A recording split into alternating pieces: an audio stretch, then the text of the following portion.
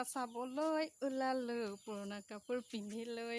নমস্কাৰ বন্ধু বান্ধৱীসকল, আপোনালোক সকলোকে স্বাগতম জনাই আজি মোৰ ভিডিঅ'টো আৰম্ভ কৰিব লৈছোঁ। আৰু এতিয়া সময় প্ৰায় 5মান বাজিলে আৰু এতিয়া আমি ওলাইছোঁ পূজা চাবলৈ।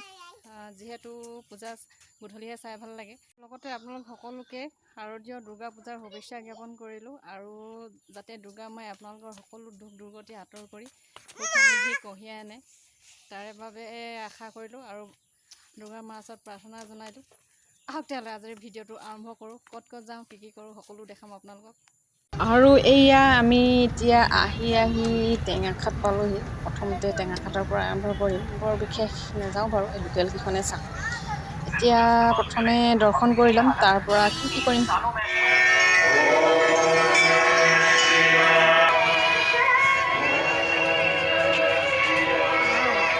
এয়া দেৱীমাৰ মণ্ডপলৈ সোমাই আহিলোঁ। এতিয়া প্ৰথমে দৰ্শন কৰি লওঁ, তাৰপৰা ওলাই যাম আৰু দৰ্শন কৰিলোঁ। আৰু এতিয়া অলপ দোকানলৈ ওলাই আহিছোঁ। কি আছে বেটীহঁতৰ কাৰণে কি চাবলৈ। মানে কি হয়, এইবিলাক কিনাতকৈ চাইহে বেছি ভাল লাগে। ইমান ধুনীয়া বস্তু ওলাই, চাই কিবা এটা ভাল লাগি যায়।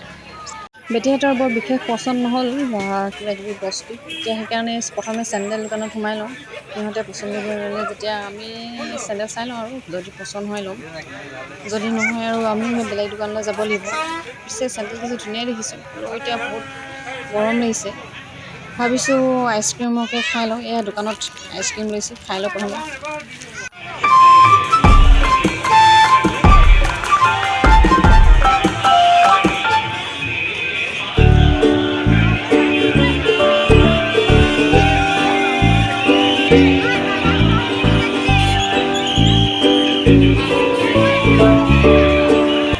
এয়া দোকানে দোকানে ঘূৰি কিবা ভাগৰে লাগিলে আৰু সেইকাৰণে এতিয়া ভাবিছোঁ চাওমিনকে খাই লওঁ। এইফালে চাওমিন দিছোঁ অৰ্ডাৰ, খাম এতিয়া আৰু।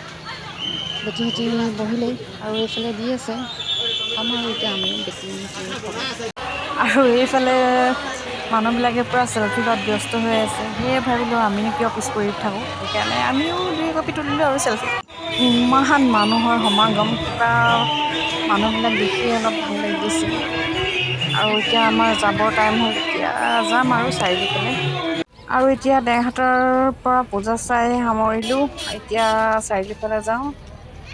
চাৰিআলিত চিধা আহি আমি চেণ্ডেল দোকানতে সোমালোঁ, কাৰণ টেঙাখাটত চেণ্ডেল বিশেষ পচন্দ নহয়। সেইকাৰণে ইয়াতে চাইছোঁ আৰু ইয়াত অলপ ভাল ভাল দেখিছোঁ।